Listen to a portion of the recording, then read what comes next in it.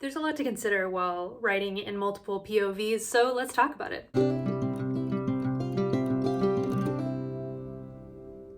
Hi, welcome back to my channel. My name is Carly Stevens, and this is Carly Stevens Books for all things writing, publishing, and indie author life. So I'm not going to do a deep dive into every aspect of writing a multi-POV book today. Instead, I wanted to focus on one particular angle, something that can make writing in multi-POV more complicated. And I feel like especially people who are new to the writing space sometimes trip up with making this crucial decision. And that is, whose point of view should the next scene be in? So a couple of broad strokes notes, and then I will dive on into the answer to that question. A couple things to keep in mind while you're writing in multiple point of view is just asking yourself, do I need this point of view at all? One mistake that I made when I was writing an early first draft of Fury and Rising, which is the first book in the Tanya Academy series, I had too many points of view. There were unnecessary points of view. Yes, I was enjoying wandering around, following all of these characters, getting to know them all. I was putting in those reps that I needed to become the author that I am today. But as I was editing many years later, the final draft of Fury and Rising, I realized there were a ton of points of view that I didn't need. Essentially, it boiled down to two. I needed Furion and I needed Kyria, and that was it. And that remained the case until I got to Kingdoms on Fire, which is the last of the three, and I had to expand to include 3 more points of view, which by that point were really fun and necessary in order to tell the entire story. When different groups broke off, it becomes much more epic, etc. So ask yourself, how many points of view do you actually need to tell this story in a compelling way? Are they different enough? Are they in a different place physically? I mean, whose story is this really? And can you tell that through a smaller number of points of view? So when you're thinking, do I need this point of view? Consider, are they a main character? Most of the time I'm going to advise you to not write scenes in minor characters' points of view. There are exceptions to every rule. So if some of you are going, but Laini Taylor does, chapters from the point of view of somebody who is there and maybe killed within the very first scene that they appear. Yes, she is a master. She breaks the rules. So there is an exception to every rule. However, unless you have a compelling reason or you have the mad skills of somebody like Laini Taylor, then I would say stick to main characters. Ask yourself, are they moving the action forward? If they're merely passive in this story, then maybe it's not their story to tell at all. And in order to tell the story that you want to convey, do you need that person's perspective? So just some ideas there. Now you have your next chapter, your next scene. Whose point of view is that going to be in?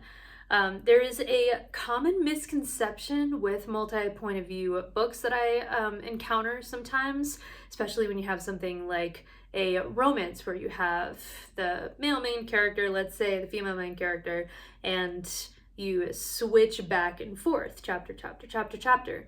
The problem with that, it seems to me, is that you can get locked into this artificial sense of, okay, well now it's his chapter, so what am I gonna say?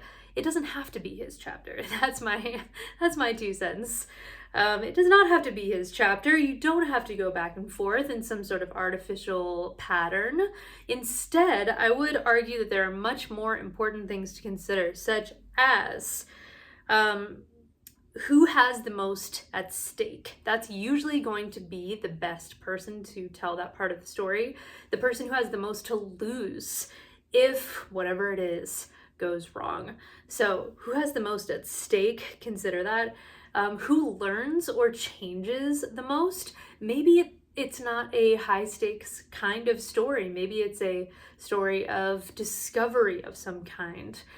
So the person who's having some sort of learning moment or revelation, getting inside their head is going to be the more important sometimes than the action. So who learns or changes the most, who has the most agency in the story, that is a good indicator of whose chapter this ought to be. So by that I mean who has the most ability to move forward, to progress the plot. So who's making the decision for what's going to happen next, who's taking action to get them out of that situation, who's going to ask the person out on the date, who's actively participating in the action of the story in a way that's going to move the story forward. So that is what I mean by who has the most agency. If it is approximately equal, let's say you have 3 main characters, they're all in a scene, you could really see it from anybody's point of view, and that's why you're here watching this video, hoping that I'll help you decide. Think about what you gain or lose potentially by seeing the scene through one person's eye. Another piece of advice that I recommend the vast majority of the time, unless again you have a very particular reason to break this rule, is each scene should be in one character's point of view. Hopping heads comes across as sloppy, confusing, amateurish most of the time, unless you are some master at what it is that you're trying to do. So exceptions to every rule, but by and large, I say stick to one person per scene, which has always been what I've chosen to do just because I've never had a good reason to do something otherwise. So I would say choose one of those 3 people, but all things being equal, who has the most to offer narratively in that moment, whether that is the most emotion, the most tension, the most realization, an ulterior motive that you want to either reveal or conceal by not showing their point of view. So ask yourself this series of questions and see who kind of ticks the most boxes for that next scene, who is able to tell the story, who is going to be the most compelling, and for whom is it the most important. So if that means, like for me, when I was writing Kingdoms on Fire, the final part of the Tanuit Academy series, yes, I had to expand to more points of view, but there were definitely chunks where it made the most sense, not only narratively and character-wise, but also chronologically, because there was some kind of space, some time there, that I would stick with one person for, say, 3 chapters and then pop over to the others. So there are lots of things that you can do. Remember, too, that chapters don't need to have uniform lengths either. You can have a long chapter, a short chapter. There are no laws.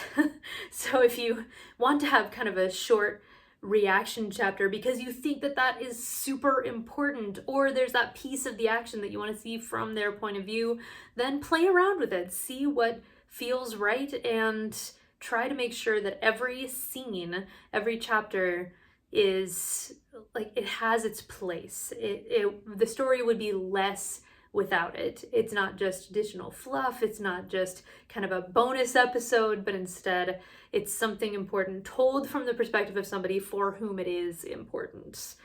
So those are my thoughts on whose point of view you should choose for the next scene. I hope this was helpful to give you a greater sense of the thought process necessary to make a good choice here.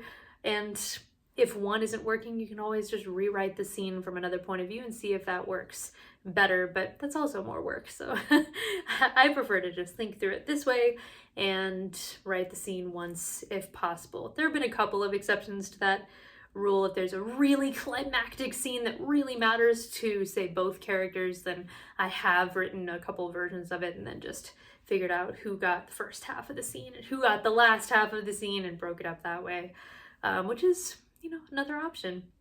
So there you go.